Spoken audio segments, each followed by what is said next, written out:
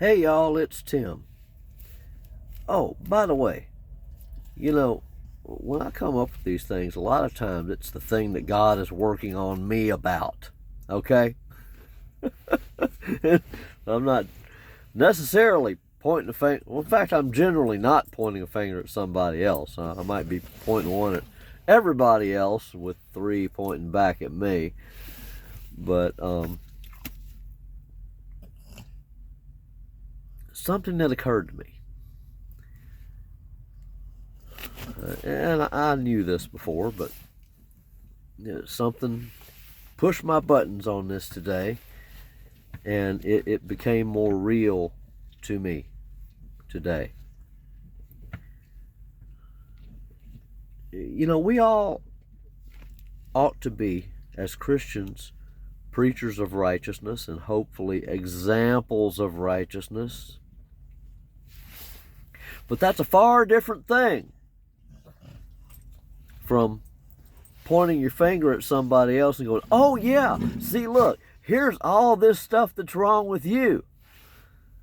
To them. Or pointing your finger at somebody else and saying to whoever, look at that person over there. Here's all this stuff that's wrong with them. I think that often comes from,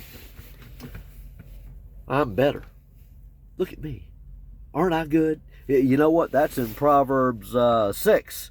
One of the things that God hates is pride. We're all guilty of that from time to time, I do believe.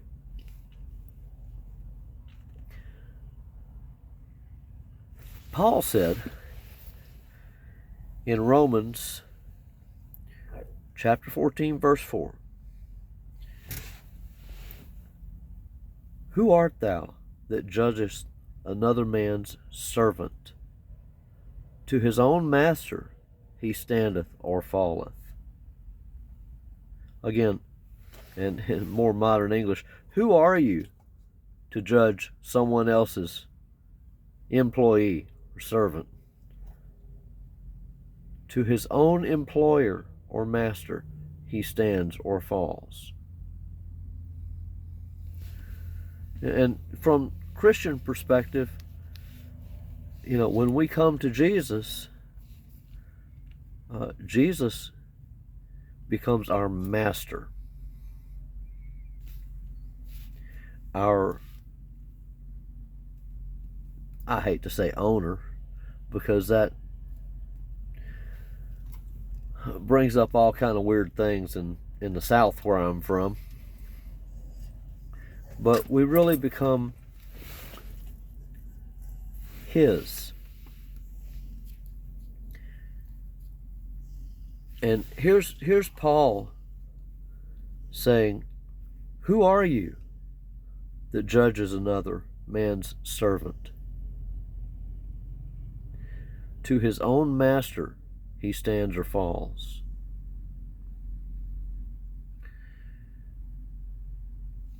And you ought to go read Romans 14 if this is an issue for you, the whole chapter.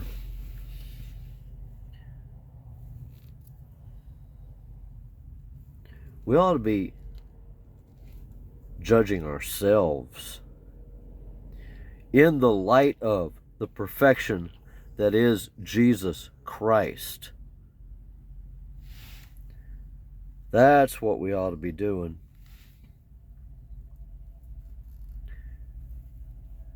And, there's the whole pack of commandments. But Jesus, when he was asked about which commandment was the greatest, and these are the ones we ought to judge ourselves by, and hopefully be an example. But you ought to be judging yourself first. By these two commandments,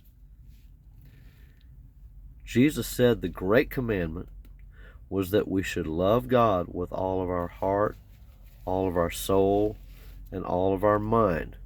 Let me look it up real quick. I think that's, it's Matthew 22:37. And Jesus said, the second is like the first. You should love your neighbor as yourself.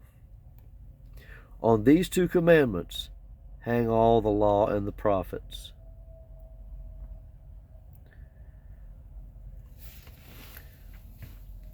Folks, if we're to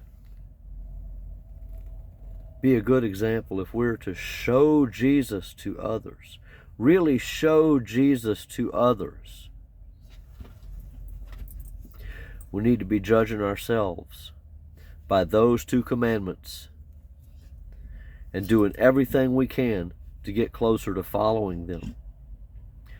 Jesus said the great commandment is that we should love the Lord with all of our heart and soul and mind. And the second one is that we should love our neighbor as ourselves. He said further in the same chapter, Matthew 22, that all the law and the prophets hang on those two commandments.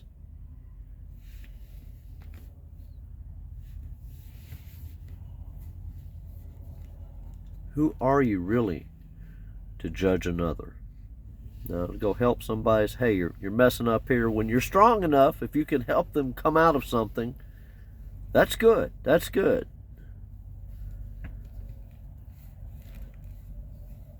If you can help them come out of it. But to just sit over and point a finger, that's downright stupid. I'm sorry, it just is.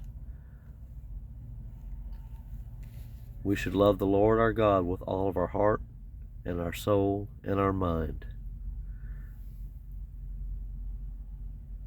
And we should love our neighbor as ourselves. Change the world. Gotta go. God bless y'all. In Jesus' name. In Jesus' mighty name.